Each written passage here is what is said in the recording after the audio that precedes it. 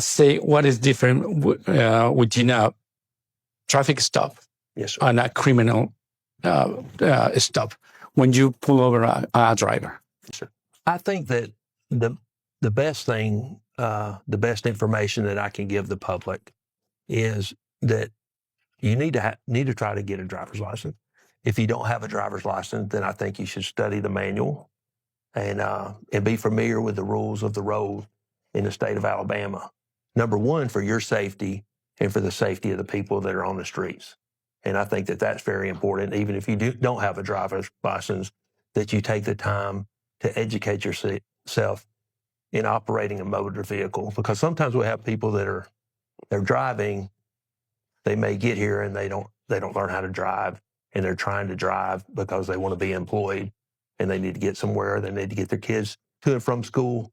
So I think it's very important that they take the time, and I know it's available in English and Spanish. So I think it's very important that they learn those rules. The things that our officers look for as far as making traffic stops, whenever they make a traffic stop and interact with someone, would be not coming to a stop at a stop sign, turning right on red, which is something that you mentioned, that you have to come to a complete stop before you make a right-hand turn.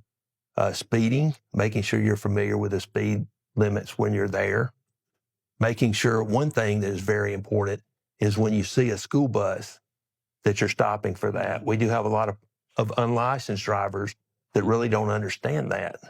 But what our school buses have cameras on there, and sometimes we send tickets to people. They don't, they're loaning their vehicle to someone, or they purchase the vehicle for someone else to drive, and they get the citation in the mail.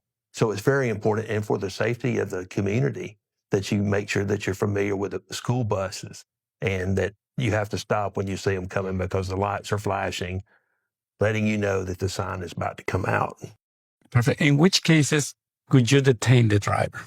Well, the things that our officer would do is when they make a traffic stop, whenever the lights are turned on, then that's a traffic stop. The officer has to make that traffic stop for two reasons. The first reason is they could stop that car if it had been involved in a crime and they have reasonable suspicion to believe that that vehicle was involved in a crime that they were responding to. Which, for instance, let's say they received a call that there was a domestic violence or a fight or a robbery, and that the person was driving a green Impala. Then they see one stop, so they stop that because they have reasonable suspicion to believe that that was the suspect vehicle.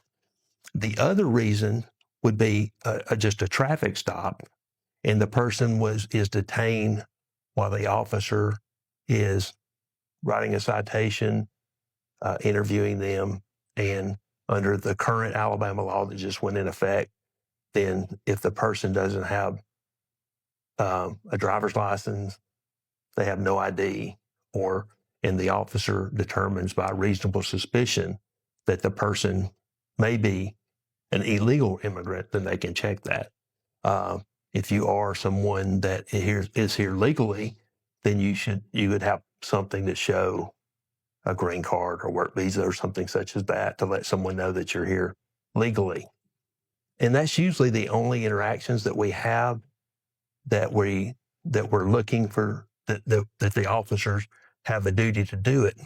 One of the exceptions to the new law is if it's someone that we're working with, that let's say they're a victim of a crime and they call us, or they're working with us to spoil other crimes, because there's a lot of crime in the community where Hispanic people are being victimized by Hispanics, and where Hispanic people are being victimized by others because they're taking advantage of them because they don't think that they will work with law enforcement. So it's very important for people to know that we're here to, number one, local law enforcement in this country is here to protect the communities in which they serve, regardless of anything, and to remove the people that are victimizing them. That is our number one thing.